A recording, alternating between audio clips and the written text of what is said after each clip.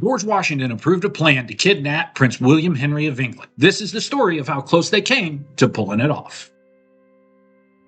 Prince William Henry served under Admiral Digby on his flagship, the HMS Prince George. So when Digby took command of the Royal Navy's North American station in 1781, William went with him. They would arrive in New York Harbor just weeks before the British would surrender at Yorktown. When the 17-year-old midshipman arrived in New York, Major General Sir Henry Clinton and a crowd of loyalists were waiting on him. This was a monumental moment. No member of the British royal family had ever set foot in America before then. When describing the moment for his father, he wrote, "When I came on shore, I was received by an immense concourse of people who appeared very loyal, continually crying out, 'God bless King George.'" I don't know why I said it like that. Now, if you're anything like me, you're probably wondering, why on earth would you let the Prince of England go to America during the Revolutionary War? The answer's pretty simple. No one expected William to become king. He was a spare heir, so to speak. He had 2 older brothers, and any children they might have that were in front of him. Whoops. While in New York, William does spend most of his time on ship. However, he does come ashore for social activities.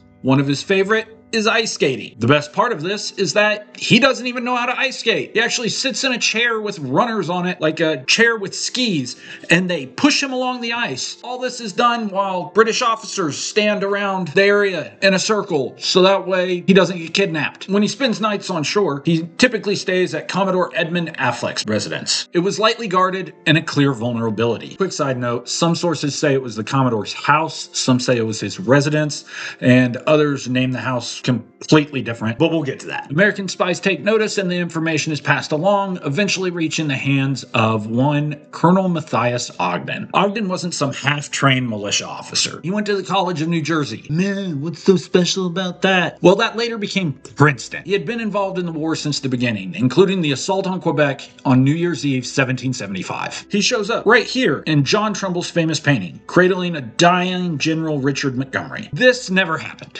While Ogden was at the battle, he was nowhere near Montgomery when he died. Somewhat ironically, Ogden himself was captured by the British and later exchanged in a prisoner swap. So he was well aware of not only the stakes of being captured, but also the value of a good prisoner. By March of 1782, Ogden was fully aware of the vulnerabilities in Prince William Henry's security, and he came up with a devious plan. It was so ambitious, Washington thought they just might be able to pull it off. And if successful, they might save hundreds or even thousands of lives doing so. The spirit and enterprise so conspicuous in your plan for surprising in their quarters and bringing off Prince William Henry and Admiral Digby merits applause, and you have my authority to make an attempt in any manner and at such time as your own judgment should direct. Ogden's plan was a go big or stay home kind of plan. He was not only targeting the prince and the admiral, but other high-ranking officials in that area. Washington greenlit the operation, but it didn't come without conditions. In his letter to Ogden approving the plan, he also includes some direction not to rough up or bring harm to the admiral or the prince. It would be humiliating enough that the British allowed them to be captured. Getting them wounded or worse,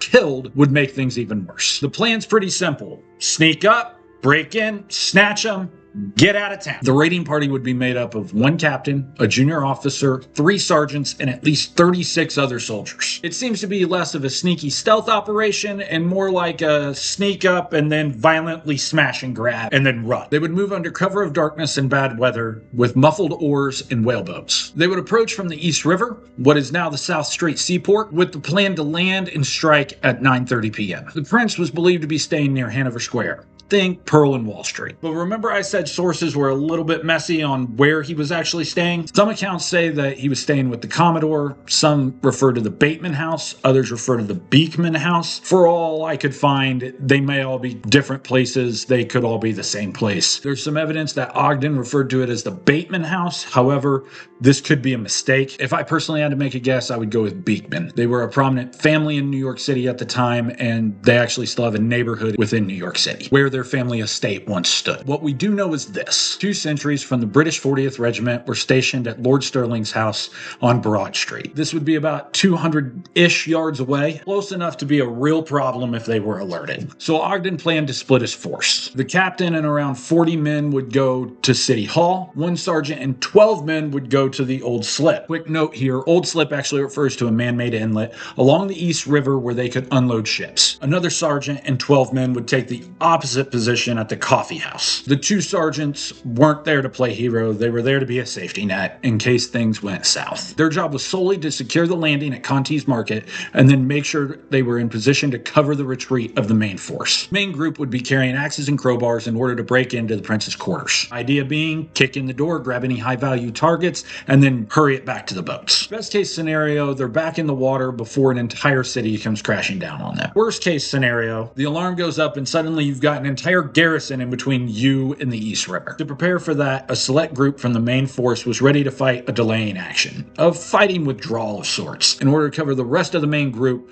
rushing back with the prisoners. The plan mentions dark lanterns and sailors' uniforms. Commercial, not military. So they were thinking there would be an element of stealth here, at least right up until they sprung their trap. That little detail comes with a nasty catch. If you're a soldier in uniform and you get captured, you're a prisoner of war. If you're caught out of uniform, say in a merchant sailor uniform or perhaps civilian clothing, congratulations, you've won a prize. You are now a rebel in disguise and a spy. And in the 18th century, that meant a straight trip to the gallows. And if you don't believe me, go watch my video on Nathan Hale. It seems like a reasonable plan right up until you remember if anything goes wrong, they are outnumbered a minimum of 30 to 1. New York City is literally crawling with redcoats. Over 1,500 British regulars, Hessian regulars, loyalist irregulars, and sailors were in the area. Unfortunately, we never get to see this plot play out. In the end, the British catch wind of it, double the security for the prince, and then Washington warned Ogden that the prince's guard was being doubled every night at 8 p.m. out of the fear that someone would try to do exactly what he was doing. Ogden knew the plan was risky from the start. However, with twice the number of enemies in the immediate area, it became a death wish. So the plan dies on paper. But the wild part is what happens 50 years later. Louis McKean, U.S. ambassador to Great Britain, shows a letter from Washington to Ogden to none other than King William IV. Yeah.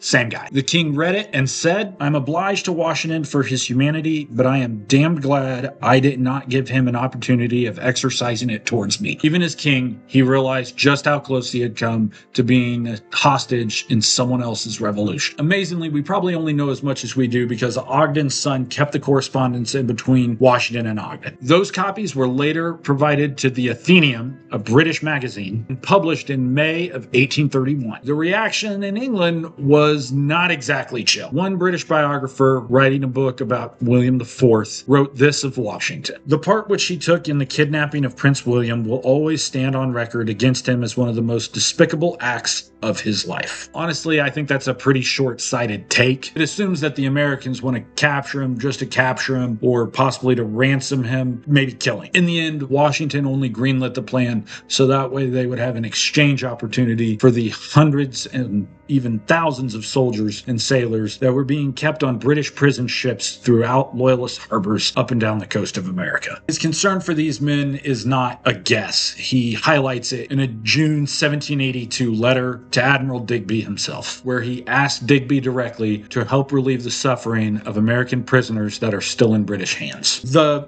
crazy alternative to this is, what if they had actually went through with this and pulled it off? Even more so, what if they go for this and one or both the admiral and prince are killed in the process? The most awkward part of this entire story is the timing. By the time Washington has written his letter to Ogden approving the plan, the British Parliament has actually already agreed to enter peace talks in Paris. Now, Washington and the British in New York alike have no idea that this is the case, as it takes a month for news just to travel across the ocean. And Washington wouldn't find out that the talks were actually taking place until August 2nd, 1782, when he receives a letter from Sir Guy Carleton and Admiral Digby. Why is this story not more widely discussed? Well, truth be told, both sides have to be pretty embarrassed about how this went down. The British are so sloppy with security, they almost allow a prince to be captured. The Americans, on the other hand, can't keep their mouths shut long enough to actually get the plan off. Both sides have a chance here to humiliate each other. They could reveal, hey, the Americans were too dumb to keep their mouths shut. The Americans could say, hey, the British were so dumb, we had a chance to capture the prince. But they'd both have to also admit their own fault in that too. Thus, let's just sweep this under the rug. Ogden would die just 2 years later in 1783 after losing losing a battle with yellow fever. Prince William Henry, as I've alluded to, ended up becoming King William IV. But before that, he would have a respectable naval career, serving not only under Admiral Digby, but also Lord Nelson, even commanding his own ships. Although a respectable and distinguished naval career, his reign as king was uneventful. Some important reforms happened, but they probably were going to happen whether he was king or it was somebody else. Coolest thing about his reign isn't so much what happened during it, but the fact that when he died, also without a legitimate heir, the crown passed to his brother Edward. Edward had died 17 years prior, but unlike his 3 older brothers, had managed to have a child, the one and only Queen Victoria. If you like stories about forgotten American history,